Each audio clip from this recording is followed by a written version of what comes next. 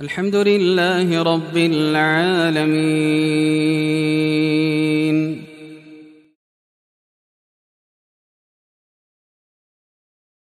Bismillahirrahmanirrahim. Assalamualaikum warahmatullahi wabarakatuh.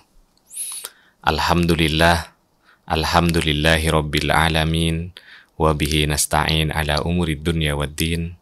Wassalatu wassalamu ala sayyidina Muhammadin wa ala alihi wa ashabihi wa man tabi'ahum bi ihsanin ila yaumiddin.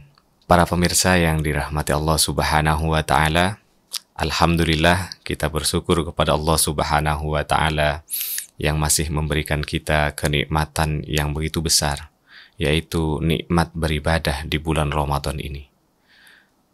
Para pemirsa yang dirahmati Allah Subhanahu wa taala, Ramadan adalah bulan yang paling mulia. Ramadan adalah bulan yang penuh barokah. Ramadan adalah bulan penuh ampunan.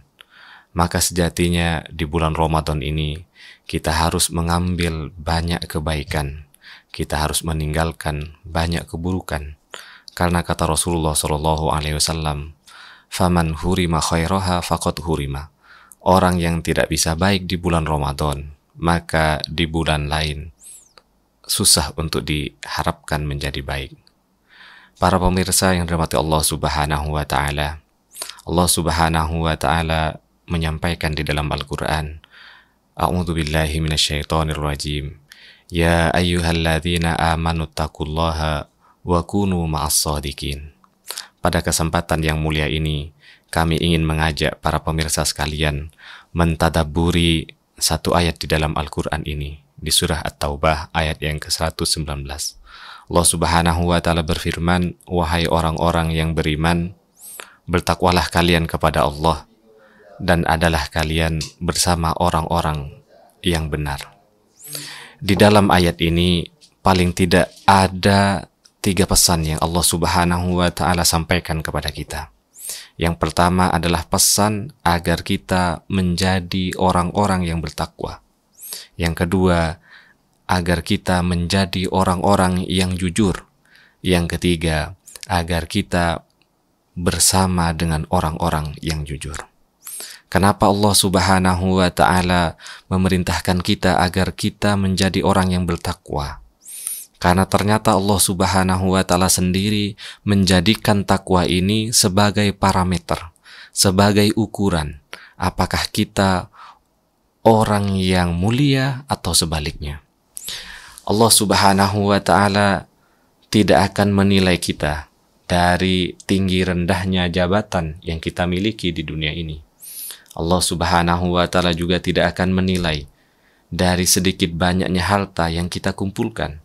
Allah Subhanahu wa taala juga tidak akan menilai dari sedikit banyaknya anak keturunan, keluarga, dan teman sejawat yang kita miliki.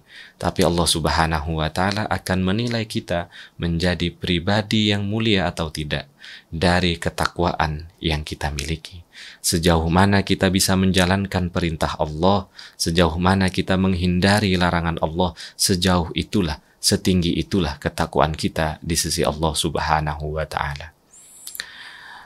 Para pemirsa yang dirahmati Allah Subhanahu wa taala, yang kedua di dalam ayat ini adalah pesan dari Allah Subhanahu wa taala agar kita menjadi pribadi yang jujur. Karena kejujuran adalah sumber dari kebaikan. Kejujuran juga adalah sumber dari kebahagiaan kita di dunia ini dan di akhirat kelak.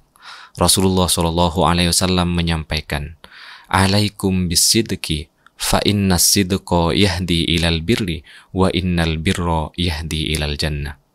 Berlakulah kalian jujur, karena kejujuran itu akan mengantarkan kepada kebaikan, dan kebaikan itu akan memasukkan kita ke dalam surga. Wa innar rajula la yasduqu wa yataharras sidqa hatta yuktaba indallahi siddiqon. Seseorang yang berkata jujur, kemudian dia pelihara kejujuran itu, maka di sisi Allah Subhanahu wa taala orang itu akan dicatat sebagai orang yang jujur. Wa iyyakum wal kadhiba, kata Rasulullah SAW, hindarilah oleh kalian berbohong.